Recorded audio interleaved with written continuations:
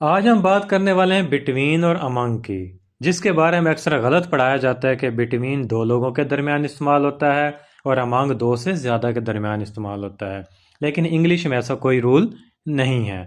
असल रूल ये है कि बिटवीन तब यूज़ होता है जब हम अलग अलग, क्लियर या फिर इंडिविजुअल लोगों या चीज़ों की बात कर रहे होते हैं। मसलन, the agreement was signed between Pakistan and China. अगर हम तीन लोग कर देते हैं लेकिन वो इंडिविजुअली आइडेंटिफाई हो रहे हों, तब भी हम बिटवीन यूज़ करेंगे।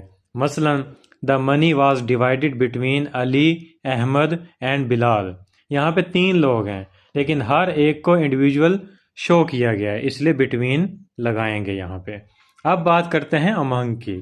अमंग तब यूज़ होता है जब हम किसी ग्रुप या क्राउड की बात करते हैं और इंडिविजुअल लोगों को अलग अलग हाईलाइट नहीं करते। मसलन, she was sitting among the students या फिर he found his pencil among the books.